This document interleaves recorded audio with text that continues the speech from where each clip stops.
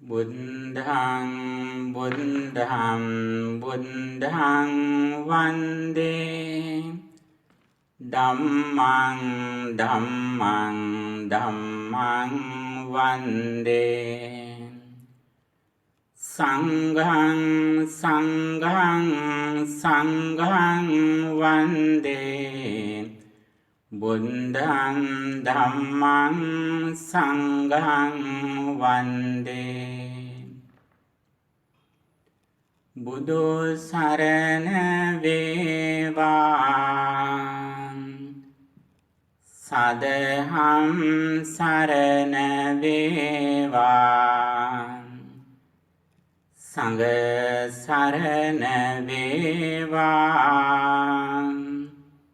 මෙතුං සරණින් ජයම වේවා. ගෞරවනීය මහා සංඝරත්නයේ නමස්කාරයි සදහවත්නි.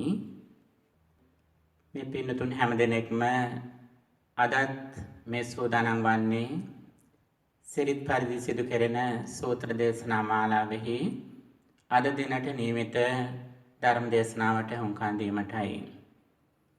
ධර්ම දේශනාව ආරම්භයේදීම අපි ඉමහා ශ්‍රද්ධාවෙන් බුදුරජාණන් වහන්සේගේ බුදු ගුණ හිතෙහි දරාගෙන ධර්ම රත්නයේ සදහම් ගුණ සිහිපත් කරගෙන ආර්ය මහා සංඝ රත්නයේ උතුම් සංඝ ගුණ සිහිපත් කරගෙන අප මේ පින්කමට සහභාගී වෙමු. පින්නතුන්ගේ දෑතින් සෝදානම් කළා වූ බුද්ධ පූජාවක්සේ සලකා මේ විහාරස්ථානයේ ප්‍රතිමා වහන්සේ ඉදිරිපිට තැන්පත් කළ තියෙන මල් පහන් සුවඳ දුන් ගිලන් ප්‍රසාදයෙන් යුත් මේ සියලු පූජා ද්‍රව්‍යයන් අප සරණ ගිය අපේ ශාස්ත්‍රෝ වූ සම්මා සම්බුදුරජාණන් වහන්සේගේ ඒ උතුම් සම්බුදු ගුණයට උපහාරයක්සේ උපහාර වේවා. ඒ තුලින් ජනිත කරගන්නා වූ උතුම් පුණ්‍ය ඵලය මට මේ ධර්ම මාර්ගයේ ඉදිරියට යන්නට ශක්තියක් ආශිර්වාදයක් වේවා කියන ප්‍රාර්ථනාවත් ඇතුව අප මේ ධර්ම දේශනාව ඉදිරියට සිදු කරනවා. පින්තුනි, අපි මද වේලාවක් රෝසතුන් කෙරෙහි මේ සිත භාවිත කරමු. ඔබ සිටින ස්ථානයේ පටන් ලෝවැසි සියලුම දෙනා නිදුක් වෙත්වා, නිරෝගී වෙත්වා, සුවපත් වෙත්වා, ශාන්ත සුවයටපත් වෙත්වා කියන මෙත් සිත අපි පුහුණු කරමු.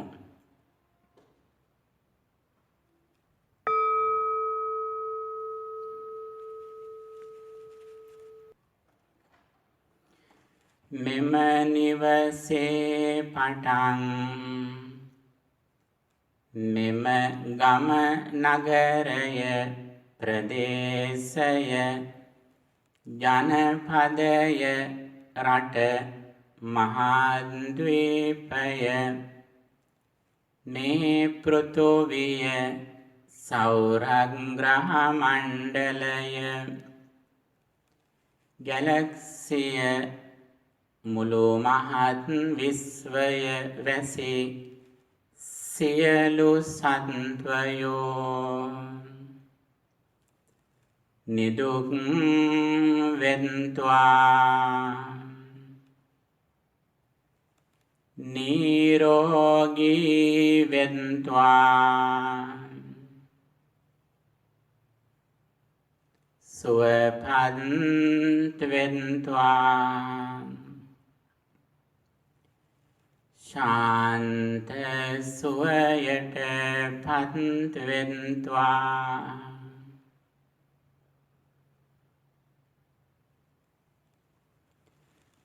දස දිසා වැසි ස්ලෝ වැසි සියලු සත්වයෝ නිදුක් වෙත්වා, නිරෝගී වෙත්වා, සුවපත් වෙත්වා, ශාන්ත සුවයටපත් වෙත්වා.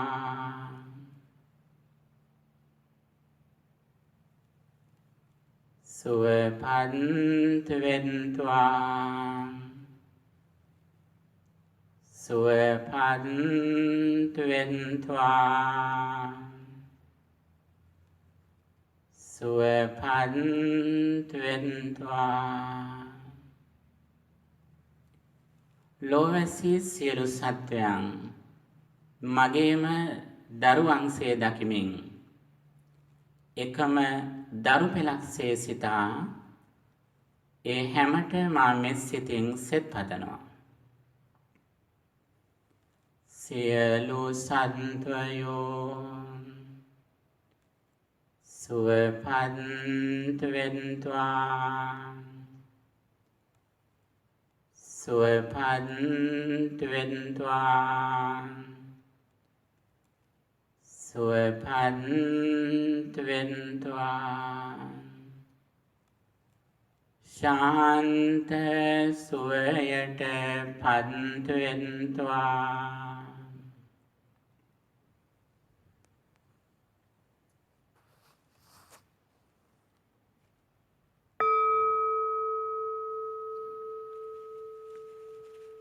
ගෞරවනීය මහා සංඝරත්නයේ නමස්කාරයි සදහවත්නි අදත් ඔබ අදට නියමිත සූත්‍ර දේශනාවට හමුකන් දීමට බලාපොරොත්තු වෙන්නේ. අපි ප්‍රධාන දේශනා 7ක් ඔස්සේ කලින් දේශනා සිදු කෙරලා අද 8 වෙනි දේශනාව වන බුදුදහමේ මංගල දේශනාව විදිහට සලකන ධම්මචක්ක සූත්‍රයයි සාකච්ඡා කරන්න බලාපොරොත්තු වෙන්නේ. බුදුදහමේ තියෙන මූලික ඉගැන්වීමක් වන චතුරාර්ය සත්‍ය පිළිබඳවයි මේ සූත්‍රයෙන් පැහැදිලි කෙරෙන්නේ. බුදුරජාණන් වහන්සේ ලෝකයට පහළ වෙලා මේ ලෝකෙට දේශනා කළේ දුකෙන් නිදහස් වෙන මාවත. ඒ දුකෙන් නිදහස් වීම අපි කොයිතරම් සිදු කරනවාද කියන එක තීරණය වන්නේ අපේ ඇසුරු කරන කල්යාණ මිත්‍රයන්ගේ ස්වභාවයත් ඒ කල්යාණ මිත්‍රයන් වෙතෙන් කොයිතරම් දුරට නිවැරදි ධමයක් ශ්‍රවණය කරනවද ඒ අහන ධම ධාරණය කරගෙන කොයිතරම්නම් දුරට ජීවිතයට භාවිත කරනවාද කියන කාරණය මතයි දුකෙන් නිදහස් වීම රඳා තියෙන්නේ. අන්නේ ධර්ම මාර්ගයේදී බුදුරජාණන් වහන්සේ දේශනා කරනවා මහණෙනි මා ලෝකෙට ප්‍රධාන වශයෙන් කරුණු දෙකයි දේශනා කරන්න කියලා. ඒ මොනවද? දුකත් දුකෙන් නිදහස් වීමත් පමණයි කියලා උන්වහන්සේ පැහැදිලි කරනවා. ඒකම තමයි චතුරාර්ය සත්‍ය විදියට දුක්ඛ සමුදය නිරෝධ මාර්ග හැටියට ආර්ය සත්‍යයන් වශයෙන් දක්වලා තියෙන්නේ. බුදුරජාණන් වහන්සේ දේශනා කරනවා මේ ලෝකේ යමක් මත පිහිටලා තියෙනවා නම් ඒ පිහිටලා තියෙන දුක මතයි කියලා. ලෝකය කියන්නේ අපි ස්කන්ධාසාද ඉන්ද්‍රිය වලින් මේ ලෝකයේ අත්විඳින අවස්ථාව. අපි බාහිර ලෝකයේ යමක් ඇතයි කියලා යම් කිසි වෙලාවක හිතනවා නම් ඒ අපි ඉන්නේ දුක මතයි. ඒ වගේ මේ ඇතිවෙච්ච ස්කන්ධ පංචකයේ හේතු ඇති කල්ලි හටගෙන හේතු නිරුද්ධ වීමෙන් නිරුද්ධ වෙනවා. ඒ නිසා නිරුද්ධ වෙන්න තියෙනවා නම් නිරුද්ධ වෙන තියෙන්නේ දුකමයි කියලා. එතකොට මේ දුක හටගෙන දුක නිරුද්ධ වෙනවා. ඒක ලෝක යථාර්ථය. නමුත් ඒක දන්නේ නැති නිසා අපි ඒක තව තවත් දුකක් බවට පත් කරගන්න විදිහේ දුක සමුදය හදාගෙන අපි මේ සසර ගමන තුල යනවා අවිද්‍යාව හා භව තණ්හාව හේතුවෙන්. බුදුරජාණන් වහන්සේ අපට අනුශාසනා කරන්නේ මේ සංසාර චක්‍රයෙන් නිදහස් වෙන මාවත මේ හරියට තේරුම් අරගත්තොත් අපට ඒ තේරුම් ගත්ත පමණට සහ අපේ උත්සාහය මත අපිට මේ දුක් සමුදායෙන් නිදහස් වෙන්නට පුළුවන්. බුදුරජාණන් වහන්සේ වරක් ඇටේරිය වනයක් මැදින් ගමන් කරන අවස්ථාවකදී භික්ෂුන් වහන්සේලාට සඳහන් කරනවා ඒ ඇටේරිය වනයේ වැටිච්ච කොළ වලින් ටිකක් අතට අරගෙන උන්වහන්සේ ප්‍රශ්න කරනවා මහණෙනි මගේ මේ අතේ තියෙන කොළ ටිකද වැඩි නැත්නම් මේ බිම වැටිලා තියෙන කොළ ටිකද කියලා. එතෙන්දී ස්වාමින් වහන්සේලා කියනවා ස්වාමීනි බිම වැටිච්ච කොළ හුඟක් වැඩි අතේ තියෙන බොහොම සල්පයයි. භාගතුන් වහන්සේ මෙතෙන්දී පැහැදිලි කරනවා මහණෙනි අන්නේ වගේ මා ලෝකයට යම් කිසි දෙයක් දේශනා නොකළා නම් ඒ දේශනා නොකළ ප්‍රමාණය මේ මහ පොළොවේ තියෙන වැටිලා තියෙන කොළ වගේ. මා දේශනා කරු ප්‍රමාණය මේ අතරගත්තු ප්‍රමාණය වගේ ටිකයි කියලා. බුදුරජාණන් වහන්සේ අවබෝධ කරගත්තු දෙයින් දේශනා කරේ ටිකයි උන්වහන්සේට වැඩි ප්‍රමාණයක් දේශනා නොකරලා තියෙනවා. ඇයි ඒකට හේතුව කියලා දේශනා කළා. උන්වහන්සේ පැහැදිලි කරනවා. උන්වහන්සේ අවබෝධ කරගත්තු ඒ වගේ ඇතැම් මේවා සසර දුක නිවා යලන්නට හේතු වන දේවල් නෙවෙයි. උන්වහන්සේ දේශනා කළේ තෝරා බේරාගෙන මේ ලෝක සත්‍යයේ සංතානගත දුකෙන් නිදහස් වෙලා සත්‍යයට විමුක්තිය ලබා දීමට අවශ්‍ය කරන මූලික સિદ્ધාන්ත ටික විතරයි උන්වහන්සේ දේශනා කළේ. හැබැයි එහෙම වුණත් උන්වහන්සේ ඊටාම පැහැදිලිව දේශනා කරනවා උන්වහන්සේගේ අතේ ආචාර්ය මුට්ටි නැහැ කියලා. ගුරුවරයෙක් වශයෙන් අතේ සංගවාගත්තු දෙයක් උන්වහන්සේ තුළ නැහැ කියලත් ඊටාම පැහැදිලිව දේශනා කළා. පින්නතුනි භාගතුන් වහන්සේ සඳහන් කරනවා මේ චතුරාර්ය සත්‍ය අවබෝධ නොකිරීම නිසා තමයි සත්වයා මේ සසර ගමනේ යන්නේ. ඒ වගේම සසර අප්‍රමාණ දුක්ඛම් කටළු වලට මුහුණ දෙන්නේ කියලා. අන්නේ චතුරාර්ය සත්‍යයේ නැමැති සූර්යාලෝකය ලෝකයට ලැබෙනකොට ඊට කලින් තියෙන අරුණෝදය වගේ දෙයක් තියෙනවා. ඒ මොකක්ද? ඒ තමයි සම්මා දිට්ඨිය කියන කාරණය. චතුරාර්ය සත්‍ය ලෝකයට පහළ වෙන්නේ අවබෝධය ලැබෙන්නේ සම්මා දිට්ඨිය ප්‍රතිඵලයක් විදියට. සම්මා දිට්ඨිය ලබා ගන්න බෑ නිකන්. ඒ සඳහා කල්යාණ මිත්‍ර ආශ්‍රයෙන් නිවැරදි ධර්මයක් ශ්‍රවණය කරන්න අවශ්‍ය වෙනවා. ඒ අහන දහම් යෝනිසෝ මනසිකාරයෙන් මෙනෙහි කිරීමත් සීල සමාධි ප්‍රඥා වශයෙන් භාවිත කිරීමත් වැදගත් වෙනවා.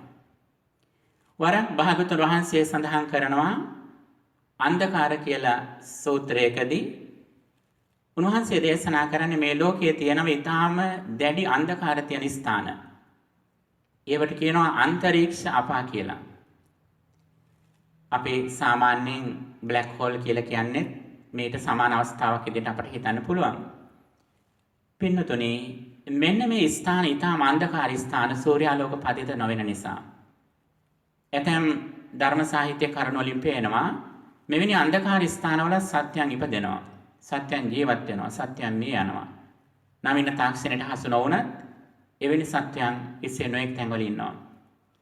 භාගතුන් වහන්සේ සඳහන් කරනවා මේ අන්තරීක්ෂ කියන ස්ථානවල තියෙන අන්ධකාරයටත් වඩා ලෝකෙහි කිසියම් අන්ධකාරයක් තියෙනවා නම් අන්නේ අන්ධකාරය මොකද්ද කියලා.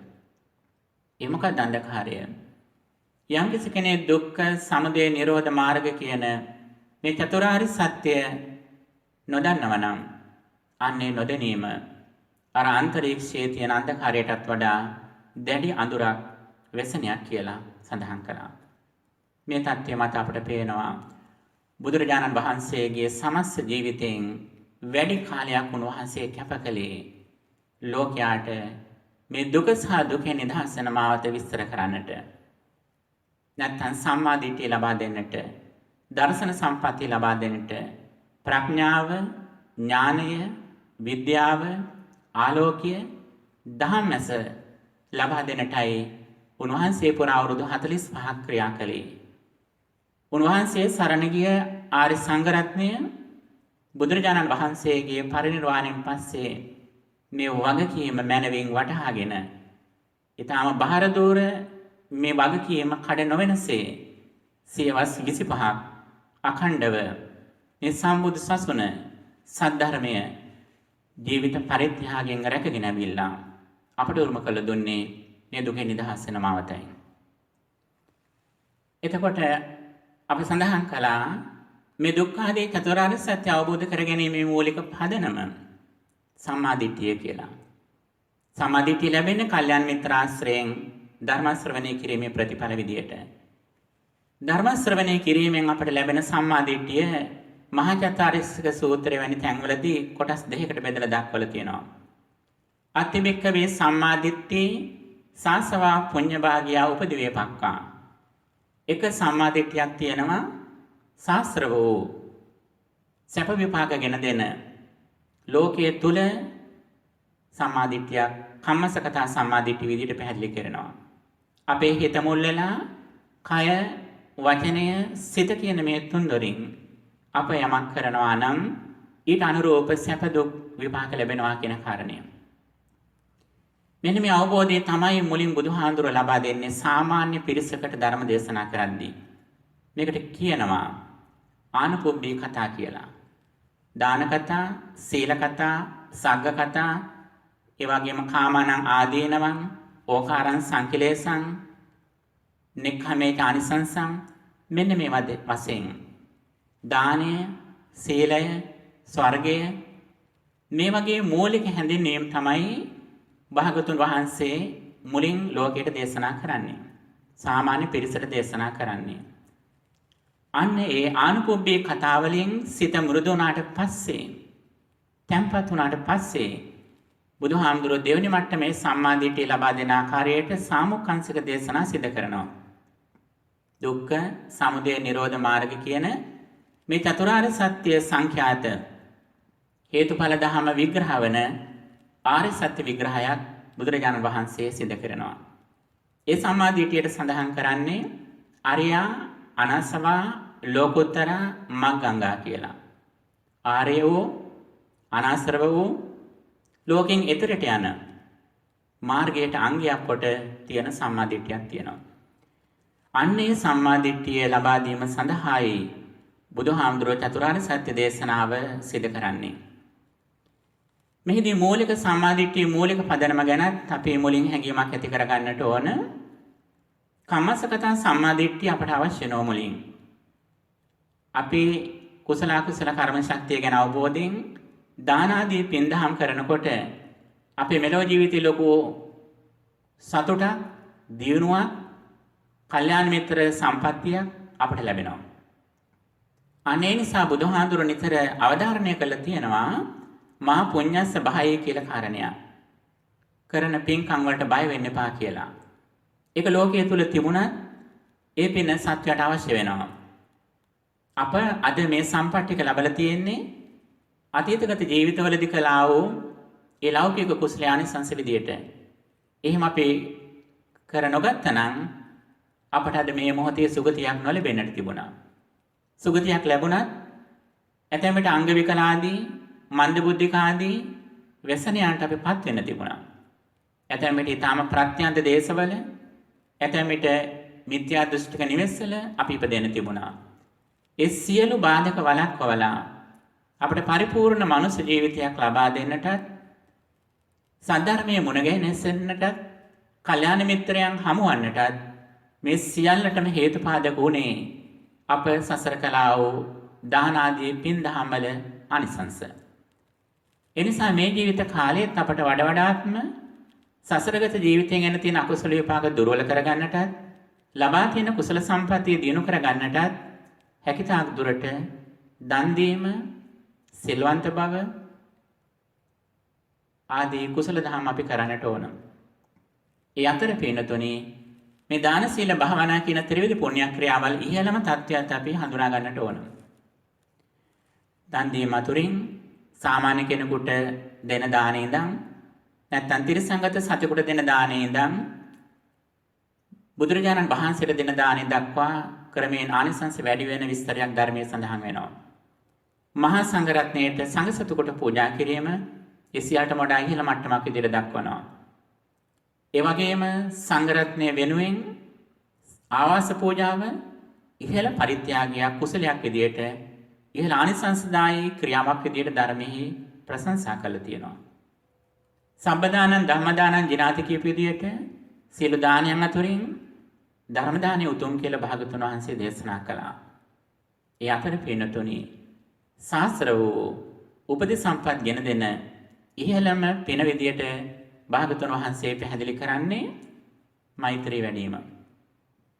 අපි දානයක් දෙන අවස්ථාවේදී ඇතැම්මට දානය සකස් කරමින් හිටියත්, දානය පූජා කරමින් හිටියත් අපේ හිත නොයෙක් අරමුණු කරා යන්න පුළුවන්. අපි කායික වාචික සංවරයෙන් සීලය ආරක්ෂා කළත් අපේ හිත නොයෙක් අරමුණු කරා යන්න පුළුවන්.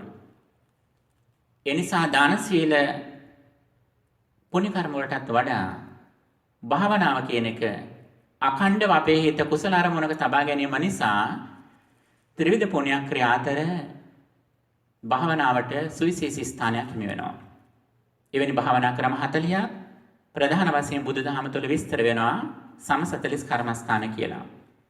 ඔබට පහසු විදියට, කැමති විදියට, දැනට තේරුම් අරන් ඉන්න විදියට ඔබට පුළුවන් මේ සමත භාවනා වඩන්නට. නමුත් ඒ සියලුම සමත කමඨහන් අතුරින් බුදුදහමේ වඩා සම්භාවනාවට පාත්‍ර වුණේ මෛත්‍රී වැඩීම. ඔබට හිතේ ඇයි මේක එහෙම වෙන්නේ කියලා. පින්නතුනේ අපි යමක් ගැන හිතනකොට ඒ හිතන මොහොතේ අපේ සමස්ත ජීවිතය මේ හිතන අරමුණත් එක්ක එකට බද්ධ වෙලා තියෙන්නේ. අපි යම් රූපයක් ගැන හිතලා සතුට වෙනවා නම් ඒ සතුට තමයි අපේ සමස්ත ජීවිතේම. අප යම් කෙනෙක් ගැන හිතලා අමනාපයක් ඇති කරගෙන ඉන්නවා නම් ඒ ද්වේෂය තමයි අපේ සමස්ත ජීවිතේම. ඒක තමන් කරගෙන ඉන්නේ මොහොතේ. ඒක උපාදාන ස්කන්ධ පංචකය බවට පත් කරගෙන ඒ තුල අපි පිළිහිටලා ඒ තුල සැප දුක් විඳිනවා. මෙන්න මෙවැනි තත්වයක් මත අපිට පුළුවන් නම් සියලු සත්වෝ සුවපත් වෙත්වා කියන ප්‍රාර්ථනාව අඛණ්ඩව සිතේ පවත්වා ගන්න. අපේ ස්කන්ධ පංචකය සම්පූර්ණයෙන්ම මෛත්‍රිය සමග මුසු වෙච්ච ජීවිතයක් බවට පත් වෙනවා. මේක පින්නතුනේ සරල දෙයක් නෙවෙයි. මේක අඛණ්ඩව ඔබ කාලයක් කරන්න ඔබට මේ ආනිසංස දැක ගන්න පුළුවන්. විනාඩි 2කින් විනාඩි 10 20 මේ ආදි වශයෙන් ටික ටික වැඩි කළා. දිනකට වැඩි වේලාවක් මෛත්‍රී භාවනා තුලින්නට උත්සාහ කරන්න. මේ මෛත්‍රී නිසා ඒකාතකින් හිතේ තියෙන අසහනය, අමනාපකම් දුර වෙනව විතරක් නෙවෙයි. අපේ තියෙන ලෝභ කණු ටිකෙන් ටික අඩු වෙනවා. අනිත් හැඩ කරන ඊර්ෂ්‍යා ගතිය අඩු වෙනවා. අනිත් අය යටපත් කළා මම ඉස්මතු වෙන්න ඕන කියන හැඟීම ටිකෙන් ටික අඩු වෙලා යනවා පින්නතුනි. ඇයි ඒකට හේතුව? මෛත්‍රී භාවනාවේ ඉහළම දිනුවක් විදිහට සලකනවා. මාතා යථානියම් පුත්තං ආයුසා ඒක පුත්ත මනුරක්කේ ඒ වම්පි සබ්බ භූතේසෝ මාන සම්භාවය පරිමාණ. අම්මා කෙනෙක් ඒ අම්මට ඉන්න එකම පුතාට දක්වන සෙනෙහස වගේ මෛත්‍රියෙන් දිනු වෙච්ච කෙනා ඒ දරු සෙනෙහසින් ලෝකයේ දෙස බලනවා. එකම දරුවෙක් Taman ළඟ ඉන්නවා නම් ඒ දරුවාගේ ළඟදී අපි ඉස්මතු වෙන උත්සාහ කරනවද? අත්ොක් කංශන පරවම්බන තියනවද? අනිත් අය යටපත් කරනවද? අපි කරන්නේ නැහැ ඒක. ඒ දරුවට අපි ඊර්ෂ්‍යා කරනවද? අපිට ඊර්ෂ්‍යාවක් නැහැ දරුවෝ ගැන මුදිතා ගුණය තියෙන්නේ. ඒ වගේ මේ දරුවට අනතුරක් වුණයි කියලා අපි සතුටු වෙනවද? දරුවගෙන් අපට වරදක් වෙලා තිබුණත් දරුවට අනතුරක් වෙනකොට අපි කවදාවත් ඒක කැමති වෙන්නේ නැහැ. ඒ දරුවා ළඟදී අපට රාගයක් ඇති වෙනවද? දැඩි මසුරුකමක් ඇති වෙනවද? පින්නතුනි බලන්න මෛත්‍රී වැඩිමෙන් ලැබෙන ආනිසංසය. මේ මෛත්‍රිය දිනු කර පමණට අපේ ජීවිතයේ සමස්ත ක්‍රියාකාරීත්වයට මේ කිඳා බසිනවා. අපි කරන සෑම කටයුත්තකදීම අවිඥානිකවම අප නොසිතාම මෛත්‍රිය පාදක වෙලයි අපේ කටයුතු කරන්නේ. මහා මඟ කියන අවස්ථාවකදී වුණත් කෙනෙක් දැක්කහම මාර්ගයක යමක් වැටලා තියෙනවනම් මේ ආදී වෙලාවේදී කොහොමද Tamanට මේ අවස්ථාවට පිළිහිට වෙන්න පුළුවන් කියන එක තමා හිතනවා. Tamanට බැරි වෙන වෙලාවල් තියෙන්න පුළුවන්. නමුත් තමාට ලෝකෙ වෙනුවෙන් කරන්න පුළුවන් ඉහළම දේ තමා කරනවා. අනිත් දේ තමයි මේ මෛත්‍රිය දිනු කිරීමත් එක්කම වැඩෙන ලොකු ගුණයක් තමයි කුරත වේදීත්වය කියන කාරණය. කළගුණ සැලකීම කියන කාරණය. අපි අතට ගන්න බත්පත ශරීරයට ගන්න අපි වසාගෙන සියන ඇඳුම් මේ විඳින පහසුකම් ඒ හැම දෙයක් දැසම බලල ලෝකයේ කෙරෙහි අපට පින්නතුනි දැඩි මෛත්‍රියක් හට ගන්නවා, කරුණාවක් හට ගන්නවා. අනේ අපිට මේ පහසුකම් ටික දෙන්න කී දෙනෙක් නම් කැප වෙන්නේ නැද්ද කියලා මෛත්‍රී පදනම ඉඳගෙන අපි ලෝකෙට පිහිට වෙනවා. කෘතවේදීත්වය මත පිහිටලා අපේ යුතුයකම් අපේ ඉහළින් මිටු කරන්නට ක්‍රියා කරනවා. මෙන්න මේ තෙක්ක පින්නතුනි අපි එකතකින් දන් දෙනකොට, සිල්වන්ත වෙනකොට, මෛත්‍රිය වඩනකොට, කළගුණ සැලකීම මත ඉන්නකොට මේ ධර්ම මාර්ගයේ ප්‍රතිඵල විදියට අපට දිනෙන් දින අපේ සතුට වැඩි වෙනවා. අපේ ශාරීරිය දි รา පත් උනත්, අපිට ටිකෙන් ටික මහලු උනත්, ලෙඩ දුක්කටපත් උනත් අපි ගත කළා වූ ජීවිතය නිසරු ජීවිතයක් නෙවෙයි. මේ ශරීරය වියපත් වෙද්දී මා ලෝකයේ වෙනුවෙන් යම්කිසි මෙහෙවරක් කළා නේද කියන ආධ්‍යාත්මික සතුට, නිරාමිස සතුට අපට ඇති වෙනවා. ඒ විතරක් නෙවෙයි පින්වතුනි. මෛත්‍රියේ ඉහළම දියුණුවක් විදියට භාග්‍යවතුන් වහන්සේ කකචූපම සූත්‍රය ආදී දේශනාවලදී සඳහන් කරනවා. වෙනත් කෙනෙක් අපේ ශරීරයට දැඩි ආයුධයකින් පීඩාවක් කරන, හිංසාවක් කරන මොහොතේදී වුණත් ඒ පුද්ගලයා කෙරෙහි අමනාපයක්, වෛරයක් ඇති නොවන පමණට අපි මේ මෛත්‍රිය දිනු කරගන්නට ඕන. මෙන්න මේකෙන් මොකද්ද පින්වතුනි අපට හඟවන දේ? මේ මට්ටමට අපේ හිත දිනුයි කියලා කියන්නේ අපි ජීවිතේ කොයිතරම් සංකීර්ණ අවස්ථාවක මරණයටපත් වුණත්, කොයිතරම් අභියෝගාත්මක අවස්ථාවකදී ජීවිතක්ෂයටපත් වුණත් කිසිදා අපි මනුස්ස ලෝකයෙන් පහළට නොවෙනසේ ස්ථාවර ආධ්‍යාත්මික සුරක්ෂිත භාවයක් අප ගොඩනගාගෙන තියෙන්නේ. මේක පින්වතුනි අපි අරගෙන තියෙන සෞඛ්‍ය රක්ෂණය ජීවිත රක්ෂණයට වඩා බොහොම වටිනවා. හෙල්ත් ඉන්ෂුරන්ස් එකට, ලයිෆ් ඉන්ෂුරන්ස් එකට මෙස්සියට වඩා වටින දෙයක් අපේ net එක පියවනවා සමගම අපට සුගති අනිවාර්යෙන් ලැබෙනවා කියන කාරණය. මෙන්න මේ තෙන් ස්ථාවර වෙන අපි ආනුපොබ්බේ කතාවෙන් කම්මස්සකතා ඥානය සලසාගත්තු අපි එතනින් නොනවති කල්යාණ මිත්‍ර ආශ්‍රයෙන් තව දුරටත් මේ චතුරාර්ය සත්‍ය පිළිබඳව දේශනාව අපි අසා දැනගන්නවා. බුදුරජාණන් වහන්සේ ලෝකෙට ධර්ම දේශනා කරන්න ගිහිල්ලා මුලින්ම උන්වහන්සේ බැලුව මේ ධම ශ්‍රවණය කරොත් වඩාත් ඉක්මනින් තේරුම් අරගෙන ධර්මාබෝධයට පත් වෙන කවුද කියලා. මුලින් උන්වහන්සේ ආලාර කාලා මුද්දකරම පුත් වැනි අය දේශ බැලුවා. නමුත් උන් ඒවට මේ ගිහිල්ලා හිටියේ. ඊළඟට බුදුරජාණන් වහන්සේට පෙනී ගියේ බරණැස ඉසිපතනාරාමේ ඉන්න පස්සක මහණුන්. උන්වහන්සේ දුෂ්කර ක්‍රියා කරන කාලයේදී මහත්සේ උපකාර වෙච්ච සම්පූර්ණ ආධ්‍යාත්ම ජීවිතයට කැප වෙච්ච විමුක්ති අපේක්ෂාවෙන් කටයුතු කළ ඒ විතරක් නෙවෙයි බුදුරජාණන් වහන්සේ දැනගන්නට ඇති මේ පිරිස සසර බොහෝ පින් කළ ඇවිල්ලා හිටිය පිරිසක් බුදුරජාණන් වහන්සේගේ පළවෙනි ශ්‍රාවකයන්සේ ධර්ම අවබෝධය කරන්නට. මෙන්න මේ අවබෝධය සමගම දුරකතර ගෙවාගෙන බරණැස ඉසිපතනාරාමයට වැඩම කළ බුදු පියාණන් වහන්සේ පස්සක මහණුන් සමග කතා බහ කළා. මුලදී වුන් බුදුරජාණන් වහන්සේගේ අවබෝධය පිළිගන්න සූදානම් වුණේ නැහැ. එහෙත් බුදුරජාණන් වහන්සේ කරුණ සහිතව තමා ධර්මාවබෝධය කළ බව සඳහන් කරාට පස්සේ විශේෂයෙන් කොණ්ඩඤ්ඤ භික්ෂුව ඔහු බුදුරජාණන් වහන්සේගේ ධර්මාවබෝධය කිසියම් පමණකින් පිළිගත්තා. ඇයි ඒකට හේතුව? බුදුරජාණන් වහන්සේ ප්‍රශ්න කළා, මහණෙනි මම මීට කලිනුත් ඔබට කියලා තියෙද මා ධර්මාවබෝධය කළා කියලා. එතෙන්දි තමයි අර කොණ්ඩඤ්ඤ තාපසවරයාට සිහිපත් වුණේ බුදුරජාණන් වහන්සේ නිතරම සත්‍යවාදී කෙනෙක් බව. ඒ විතරක් නෙවෙයි උන්වහන්සේ දැඩි දෘෂ්ටියකින් මුලදී මේක නොපිළගත්තත් එදා සිද්ධාර්ථ කුමාරයාට නම් තබන අවස්ථාවේදී අනිත් බ්‍රාහ්මණයන් ඇඟිලි දෙකක් ඔසවලා ගිහිගේ හිටියොත් සක්විත රජ වෙනවා. ගිහිගෙන් නික්මුණොතින් මුන්වහන්සේ බුද්ධත්වයට පත් වෙනවා කියලා කරුණු දෙකක් අනිත් අය සඳහන් කරද්දී වයසෙන් අඩු එහෙත් එදා බුද්ධියෙන් ගිහිලා මට්ටමේ හිටිය මේ කොණ්ඩඤ්ඤ තාපසතුමා බ්‍රාහ්මණතුමා එදා සඳහන් කළා තනි ඇඟිල්ලක් උස්සලා මෙතන අනිවාර්යයෙන්ම සම්බුද්ධත්වයට පත් වෙනවා කියලා. මෙන්න මේ පරිසරයත් එක්ක අද මේ ඊට වසර 35කට පසුව හමු වෙන මේ උත්තමයන් වහන්සේගේ දහම අහන්නට ඔහු සූදානම් වුණා. බුදුරජාණන් වහන්සේ මුලින්ම පස්සක මහණුන් නමතා දේශනා කරනවා ද්වේ මේ භික්ඛවේ අන්තා පබ්බජිතේ නන සේවිතබ්බා. මේ පිරිසට බුදුහාමුදුරු ඍජුවම භික්ෂූන් කියලා ඇමතුවා. ඇයි ඒකට හේතුව?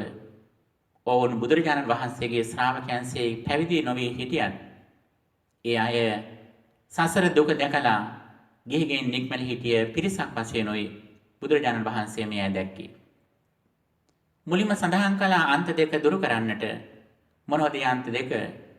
ඒ තමයි හීන වූ ග්‍රාම්‍ය වූ මාර්ගයක් තියෙනවා කාමසුඛලිකාණු යෝගය.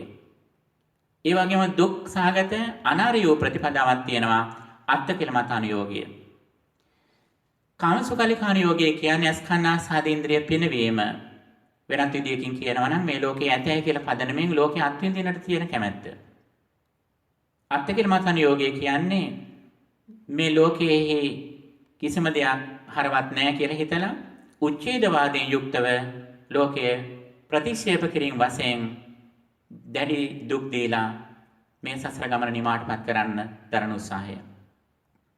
මෙන්න මේ දෙකම පිනොතන බුදු දහමෙන් බැහැර කරනවා. බුදුරජාණන් වහන්සේ මේ චතුරාර්ය සත්‍ය ධර්ම දේශනා කරන්න කලින් මුලින්ම මේ අන්ත දෙක දුරු වෙන්නේ කියලා දේශනා කළා. එතෙන්දි පිනොතුනි මෙන්න මේ මාර්ග දෙකට නොවැටි මධ්‍යම ප්‍රතිපදාව බුදුරජාණන් වහන්සේ පැහැදිලි කරනවා. ඒ තමයි සම්මා දිට්ඨිය පෙරටු කොටගත්තු ආර්ය අෂ්ටාංගික මාර්ගය කියන කාරණය. පස්වග මහණුන්ට මුලින්ම දේශනා කරනවා මේ අන්ත දෙකෙන් දුර වෙන්න ඊළඟට මධ්‍යම ප්‍රතිපදාවට එන්න. මධ්‍යම ප්‍රතිපදාව විදියට මෙතන ආර්ය අෂ්ටාංගික මාර්ගය තිබුණත් පිනතුනි විවිධ අවස්ථාවල මේ දේශනා අනිත් දේශනා සම්බන්ධ වෙන විදියට බුදුරජාණන් වහන්සේ පැහැදිලි කරලා තියෙනවා. ඇතැම් අවස්ථාවල සතර සතිපට්ඨානය දක්වලා තියෙනවා. ඇතැම් අවස්ථාවල බොජ්ජංග ධර්ම, ඇතැම් අවස්ථාවල සමත විදර්ශනා, සීල සමාධි ප්‍රඥා මේ වගේ දේශනාත් මධ්‍යම ප්‍රතිපදාව විදිහට දක්වලා තියෙනවා. එතකොට නිර්වාණ අවබෝධය සඳහා ඉවහල් වන ධර්මතාව විදිහට දක්වන්නේ මේ කුමන ධර්මතාව වැඩුවත්, සතර සතිපට්ඨානෙ වැඩුවත්, බොජ්ජංග ධර්ම වැඩුවත්, ආරෂ්ඨික මාර්ගයේ ප්‍රගුණ කළත් මේ හැම දෙයකින්ම වෙන්නේ විද්‍යා විමුක්තිය සාක්ෂාත් වීම නැත්නම් සමථ විදර්ශනා වැඩිම. වෙනත් විදියකින් කියනවා නම් සති සහ සම්පජඤ්ඤ කියන ගුණාංග දෙක දිනු වීමයි වෙන්නේ. පින්නතුනි මෙතන පටන් බුදුරජාණන් වහන්සේ විස්තර කරනවා මේ චතුරාර්ය සත්‍ය ධර්මය මොකක්ද කියලා. මෙහි මූලික කේන්ද්‍රය තමයි දුක කියන කාරණය. බුදුරජාණන් වහන්සේ මේ දේශනාවේදී තම සුවිශේෂී කාරණයක් පස්වක මහණුන්ට ඉදිරිපත් කරනවා. මට පෙර නොඇසු විරෝධ දහමසක් පහළ වුණා. ඒ වගේ මේ පහළ වූ දහමස එහෙම නොවේ කියලා ලෝකයේ කිසිදු කෙනෙකුට කියන්න බෑ කියලා. මේක පිනුතුනි සිංහනාදයක්. බුදුරජාණන් වහන්සේ යමක් සත්‍යයි කියලා කිව්වනම් ඒක ඒ විදිහටම වෙනවා. ඒ වගේම අවිතත ඒක අසත්‍ය වෙන්නේ නැහැ. ඒ වගේම න අනඤ්‍යතා න අඤ්‍යතා වෙනත් විදිහකින් ඒක සිද්ධ වෙන්නේ නැහැ. බුදුහාඳුර දුකක් කියලා යමක් ඉස්සර කරා නම් ඒක දුකම තමයි. ඒක මීට සේවා 26කට කලින් දේශනා කළා වෙන්න පුළුවන්. ඒක අදත් ලෝකෙට එහෙමයි. ඒක මතුවටත් එහෙමයි. මෙන්න මේ නිසා තමයි මේවට ආර්ය සත්‍ය කියලා කියන්නේ. ඒ ආර්ය සත්‍ය අවබෝධය බුදුහාඳුරට ලැබුණේ උන්වහන්සේ පෙර අසා තිබුණු දෙයක් නෙවෙයි. එදා සම්බුද්ධත්වයේ සාක්ෂාත් කිරීමේදී ජයශ්‍රී මහා බෝධි මූලයේදී උන්වහන්සේට ලැබුණ අවබෝධය. මෙන්න මෙතෙන්දී පින්නතුනි අප කාරණා කිහිපයක් තේරුම් ගන්නට අවශ්‍ය වෙනවා. දුක සහ දුක්ඛ ආර්ය සත්‍ය කියලා දෙකක් තියෙනවා ලෝකේ. සමුදය සහ සමුදය ආර්ය සත්‍ය කියලා දෙයක් තියෙනවා. නිරෝධය සහ නිරෝධ ආර්ය සත්‍ය කියලා දෙයක් තියෙනවා. මාර්ගය සහ මාර්ග ආර්ය සත්‍ය කියලා දෙකක් තියෙනවා. දුක්ඛ සමුදය නිරෝධ මාර්ග කියන මෙන්න මේ කරුණු හතර සාමාන්‍ය ලෝකයක් දන්නවා. ඊයේ දුක කියලා දකින්නේ මොකද්ද? ලෙඩවීම, මහලු වීම, මරණ ආදී මෙන්න මේ බාහිර ලෝකේ තියෙන දෙයක් විදියටයි ඕන් මේ දුක දකින්නේ. ඒක බුදුහාඳුරෝ බුද්ධත්වයට පත් වෙච්ච අවස්ථාවේ නෙවෙයි. උන්වහන්සේ ගිහිගෙන් නික්මන කලින්ම එදා චන්නමතියා සමග උයන් කෙලිය යනකොටත් මේ කාරණේ දැනගත්තා. ඒක පින්නතුනේ සාමාන්‍ය බුදුරජාණන් වහන්සේ කෙනෙක් අවබෝධ කරගන්න ඉහළ ආර්ය සත්‍ය නෙවෙයි. ඒක සාමාන්‍ය ලෝකේ කෙනෙකුට දකින්න පුළුවන් නුවණ. ඒකට කියන්නේ දුක කියලා. බුදුරජාණන් වහන්සේ දැකීට ගැඹුරු දුක්ඛ ආර්ය සත්‍යය. ඒ වගේම සමුදය කියලා දෙයක් ලෝකේ තියෙනවා. දුකට හේතුව කියලා. දුකට හේතුව කියලා සාමාන්‍ය කෙනෙක් දකින්නේ යමකට තියෙන බැඳීම, ආසාව. නැත්නම් යමක් අහිමි වීම. මේක තමයි සාමාන්‍ය ලෝකේ දුකට හේතුව විදිහට දකින්නේ. අන්න ඒ නිසා ලෝකේ ඇතැම්මට විමුක්තියක් සොයාගෙන ගිය අයත් මේ ලෝකේ බාහිර දේවල් වලින් හැකිතාක් අයින් වුණා. ඥාතින්ගෙන්, දේපල වලින් විතරක් නෙවෙයි. ඇතැම්මට තමයි ඇඳගෙන ඉන්න ඇඳුමෙනුත් අයින් වුණා. ඔවුන් හිතන් හිටියේ බාහිර දේනොයි දුක ඇති වෙන්නේ. ඒ නිසා බාහිර දේන් අයින් වෙන්න ඕන කියලා. පින්වතුනි බුදු දහමෙහි දුක සමුදය ආර්ය සත්‍ය සහ දුක නිරෝධ ආර්ය සත්‍ය කියන්නේ මීට වඩා ගැඹුරු දෙයක්. බුදුරජාණන් වහන්සේ මෙහිදී පැහැදිලි කරන්නේ අපිට මේ එළියට පේන දේ නෙවෙයි සැබෑ ලෙසම දුකවත් දුක සමුදයවත් දුකේ නිදහස වීමත් කියලා කියන්නේ. අපිට ගහක් තියෙනවා නම් ඒ ගහේ කොළ ඉති පේනවා. ඒ කොළ ඉති කපලා දැම්මට ගහේ වර්ධනයේ අවසන් වෙන්නේ නැහැ මුදු මුලක් තියෙන ගහක් නම්. යථාපි මූලේ අනුපද්ද වේ දල්හේ කියලා සඳහන් කරනවා. ගහක් සින්දුවත් ඒ ගහ කින්නෝ පිරුක්කෝ පුනරේව රූපති. ඒ ගහ සින්දත් නැවත නැවත හැදෙනවා. ඇයි ඒ යටේක මුල් ටික තියෙන නිසා. අන්න ඒ වගේ අපි බාහිර දෙයින් දුක කියලා බාහිරින් හිතාගෙන දෙය අයින් කරත් අපේ සිතෙහි සංතානගත තෘෂ්ණාව ස්කන්ධ පංචකයට තියෙන බැඳීම අවිද්‍යාව භව තණ්හා තියෙනකම් අප සසර ගමන යන්නට ඕන. අන්න ඒ නිසා බුදුදහමෙහි අභ්‍යන්තර පැත්තෙනොයි මේ දුක සමුදය සහ නිරෝධය පනවලා තියෙනවා. ඒ වගේම මාර්ගයක් කියලා තියෙනවා. සමහර අය මාර්ගය කියලා හිතාගෙන ඉන්නේ වැඩි යුතු කාරණා කියලා හිතාගෙන ඉන්නේ ඇතැම්මට බාහිර දෙයින් අයින් වීම, බාහිර රූප නොදක සිටීම, බාහිර ශබ්ද නොඅසා සිටීම මේ වගේ දේවල් තමයි යෝන් දුක නිදහස් වීමේ මාවත විදියට දේශනා කරන්නේ. ඉන්ද්‍රිය භාවනා සූත්‍රයේ දැක්වෙන විදියට අර උත්තර කියන මානවකයා සඳහන් කළේ ඒකයි. ඔහුගේ ශාස්ත්‍රවරයා ඔහුගේ ගුරුවරයාට සඳහන් කරන්නේ විමුක්තිය ලබන මාවත විදියට, දුකෙන් නිදහස් වෙන මාවත විදියට ඇසෙන් රූප නොදක ඉන්න, කනෙන් ශබ්ද නොඅසා ඉන්න කියලා. බුදුහාඳුර හිතේ ප්‍රශ්න කළා. එහෙනම් උපතින්ම අන්ධය, උපතින්ම බිහිරි අය භාවිතේන්ද්‍රිය පුද්ගලයන්ද නැත්නම් විමුක්තියට පත් වෙච්ච පුද්ගලයන්ද කියලා බුදුරජාණන් වහන්සේ ප්‍රශ්න කළා. මෙතෙන්දී පේනුතුනි පැහැදිලි වෙනවා බුදුරජාණන් වහන්සේගේ ධර්මයේ තුල මේ මාර්ග සත්‍ය කියන එක ඊට වඩා ගැඹුරු කාරණයක් කියන එක. ලෝකයේ අය මාර්ග සත්‍ය විදිහට සලකන්නේ නැති ලෝකයක් නිර්මාණය කරගෙන අන්න ඒ දේ නැතිවීමයි දුකෙන් නිදහස් වීම හෝ ඊට මාර්ග විදිහට දේශනා කරන්නේ. නමුත් බුදුදහම ඊට වඩා ගැඹුරට ගිහිල්ලා ඇති වෙච්ච දෙයක නිරෝධයක් නෙවෙයි බුදුදහමෙන් පැහැදිලි කරන්නේ හේතු ඝාතක කියන කාරණයක්. ඒ බාහිර ලෝකේ නිර්මාණය වෙන්න තියෙන හේතු ටිකම නිරුද්ධ කිරීමක් තමයි බුදුදහමෙන් මාවත විදියට දේශනා කරන්නේ. ඒ සඳහා සම්මා දිට්ඨි, සම්මා සංකල්ප ආදී මේ අංගවලින් යුක්ත මාර්ගයක් භාගතුන් වහන්සේ දේශනා කළා. පින්නතුනි මෙන්න මේ ගමන් මාර්ගයේදී අපි පළමුවෙන්ම දුක්ඛ සත්‍ය කියන දේ තේරුම් ගන්නට ඕන. සූත්‍රය සඳහන් කරන්නේ ජාතිපි දුක්ඛා, ජරාපි දුක්ඛා, ව්‍යාධිපි දුක්ඛෝ, මරණම්පි දුක්ඛං, අප්පේහි සම්පයෝගෝ දුක්ඛෝ, මේ ආදි වශයෙන් පියෙහි විප්පයෝගෝ දුක්ඛෝ, යම් පින්චං නලබෙත්තම්පි දුක්ඛං සංකිට්ඨේන පංච උපාදානස්කන්ධා දුක්ඛ ආදී වශයෙන් දැක්වෙනවා. ඉපදීම, මහලු වීම, ලෙඩවීම, මරණය, ප්‍රිය විප්‍රයෝගය. මෙන්න මේ වගේ බාහිරින් අපට පේන දේ දුක හැටියට මුලදී දුක්ඛාරි සත්‍යෙදි පැහැදිලි කරනවා. ඒක තවත් ගැඹුරට ගිහිල්ලා භාගතුන් වහන්සේ පැහැදිලි කරනවා සංකිට්ඨේන පංච උපාදානස්කන්ධා දුක්ඛ කියලා කාරණයක්. ඒ මොකද්ද පින්නතුනි? අපේ ඇසට රූපයක් දැක්කහම ඒ දැකපු රූපය අවිද්‍යාසහගතව ස්පර්ශ කිරීම හේතුවෙන් ඒක බාහිර ඇති දෙයක් හැටියට ගන්න ස්වභාවය. මෙන්න මෙතෙන්දී ස්කන්ධ පංචකය පංච උපාදාන ස්කන්ධය බවට පත් වෙනවා.